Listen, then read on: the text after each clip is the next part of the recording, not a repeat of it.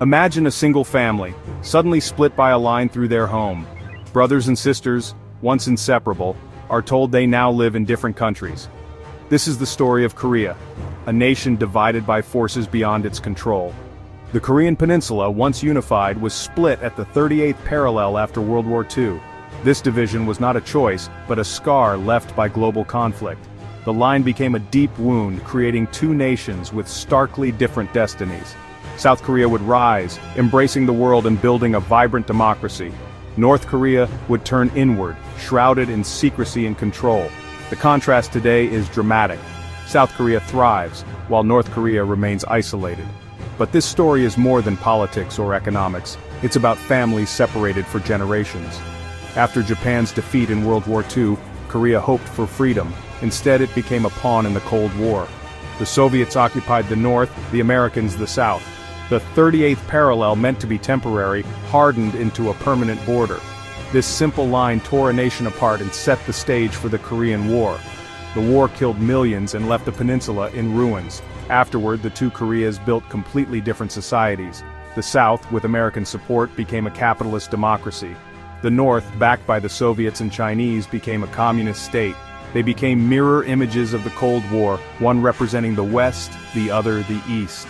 The choices made in those early years shaped the destinies of millions. Today, the division remains a powerful reminder of how history can split a people in two. The Korean story is a lesson in the human cost of political decisions. It's a tale of resilience, loss, and the enduring hope for reunification. The world watches as these two Koreas continue on their separate paths. The legacy of that dividing line still shapes lives on both sides. The story of Korea is not finished, it's still being written. The fate of one people, forced into two worlds, remains one of the most compelling stories of our time. The scars of division run deep, but so does the hope for a different future. The question remains, will the line ever be erased? Before division, Korea was one, a land of shared history and culture. For over 1,000 years, dynasties like Silla, Goryeo, and Joseon shaped a unique identity. The people spoke the same language, celebrated the same traditions, and saw themselves as one. This unity makes today's division even more tragic. The split is an artificial break in a long, continuous story. Even now, North and South Koreans share deep roots, values, and ancestry. The sense of being one people endures, despite decades of separation. The 20th century brought hardship. In 1910, Japan annexed Korea. For 35 years, Koreans endured harsh colonial rule. The Japanese tried to erase Korean culture, language, and identity, yet this oppression only strengthened the desire for independence. Koreans from all regions resisted, dreaming of a free nation. The end of World War II should have brought liberation. Instead, foreign powers divided the country without asking its people. A line was drawn, and the dream of unity was shattered. The shared struggle against colonialism was replaced by a new, painful chapter. The seeds of conflict were sown on the very day of liberation. The story of Korea's division began not with its people, but with outsiders' decisions. The legacy of unity and resistance still shapes Korean identity today. The memory of one Korea lingers beneath the surface. The hope for reunification is rooted in this shared past. The division of Korea quickly erupted into war. In 1950, North Korean forces crossed the 38th parallel, igniting the Korean War. It was a brutal conflict, drawing in the United States, China, and the Soviet Union. The peninsula became the first major battlefield of the Cold War. Cities were destroyed, millions killed or displaced, most of them civilians. Families were torn apart, many never to reunite. The war raged for 3 years, with dramatic swings in momentum. In 1953, an armistice ended the fighting, but not the war. No peace treaty was signed. The two Koreas remained technically at war. The demilitarized zone, or DMZ, became a heavily fortified border. It's one of the most guarded places on Earth, a constant reminder of unresolved conflict. The DMZ is a symbol of a war that never truly ended. Both Koreas maintain large militaries, always on alert. The threat of renewed conflict shapes life on both sides. Incidents and clashes along the DMZ keep tensions high. This state of readiness has justified authoritarian rule and fueled nationalism. The trauma of war lingers, casting a long shadow over the peninsula. The Korean War's legacy is not just in history books, it's alive in daily life. The division is more than a border, it's a wound that has never healed.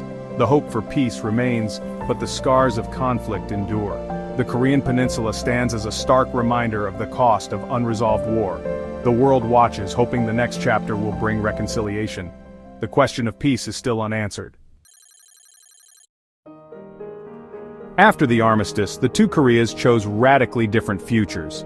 South Korea allied with the West, embracing capitalism and eventually democracy. The early years were harsh: poverty, dictatorship, and struggle.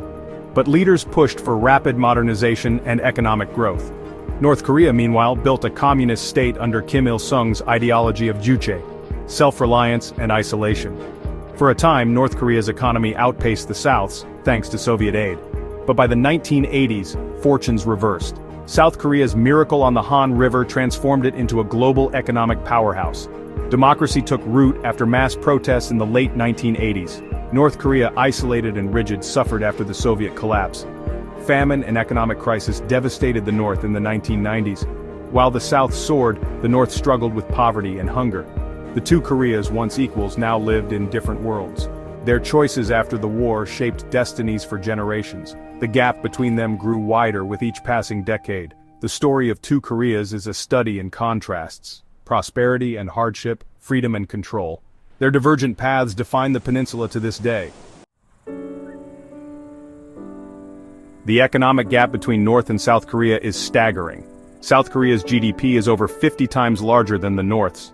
Once equally poor, the South is now a global leader in technology and trade.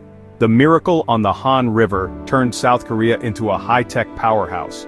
Modern Seoul is a symbol of prosperity: skyscrapers, fast internet, and global brands. In contrast, North Korea's economy is in perpetual crisis. State control, outdated technology, and sanctions have crippled growth. Widespread poverty, food shortages, and power outages are common. Daily life in the South is defined by choice and opportunity. In the North, the state controls jobs, food, and information. The difference is visible in every aspect of life. Economic decisions by each regime have created two profoundly different realities. The same land, two worlds, one thriving, one struggling to survive. The human cost of these choices is impossible to ignore. Politically, the Koreas are opposites. South Korea is a vibrant democracy, free elections, open debate, and a dynamic society. Hard-won freedoms allow citizens to protest, criticize, and shape their future. The rule of law holds leaders accountable. Even presidents have faced impeachment. In North Korea, power is absolute and hereditary. The Kim family has ruled since the country's founding. There are no free elections, no opposition, no independent media. The state controls every aspect of life: speech, movement, even thought. Dissent is brutally punished. Political prison camps enforce loyalty. Information from the outside world is forbidden. The regime maintains control through surveillance and fear. South Koreans debate their future. North Koreans are told what to believe. The contrast is stark: democracy versus dictatorship, freedom versus control. These systems shape not just politics but the daily lives and hopes of millions. The divide is more than a border, it's a clash of ideologies. The fate of the peninsula hangs in the balance. On the world stage, the Koreas couldn't be more different. South Korea wields soft power. K-pop, films, and global brands shape its image. The Korean wave has made South Korean culture a global phenomenon. This cultural influence opens doors and builds goodwill worldwide. South Korea is a respected member of the international community, a U.S. ally, and a technological innovator. North Korea, by contrast, is defined by its nuclear ambitions. Its pursuit of nuclear weapons has made it a pariah and a security threat. Sanctions have deepened its isolation and hardship. The North's nuclear tests keep the world on edge. While the South projects creativity and openness, the North projects defiance and danger. Their global roles are as different as their societies. The peninsula remains a flashpoint. One side celebrated, the other feared.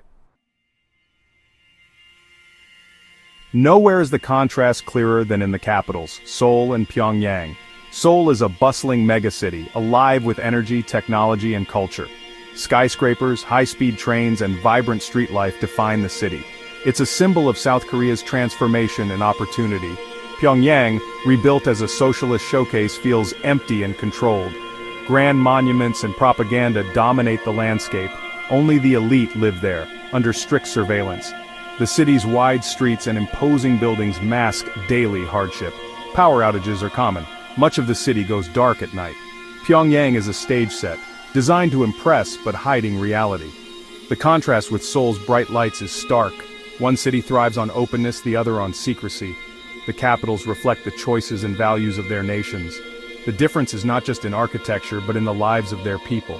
Two cities, two worlds, separated by more than just distance.